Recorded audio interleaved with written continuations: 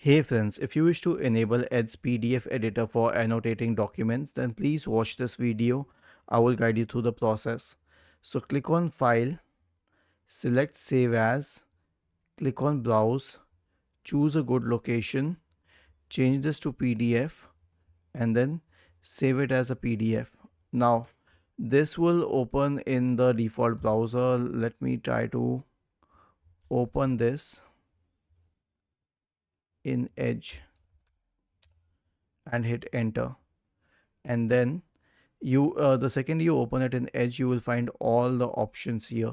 Okay, you can edit it with Acrobat, okay, if you have it on your system, or you can also use these tools to draw and let's say ask Copilot about the questions and what do we say, add markers and everything to it. Was this helpful? If yes, then please subscribe to the channel. If not, then let us know in the comment section of the video on how we could help you further. Thank you for watching this video and have a nice day.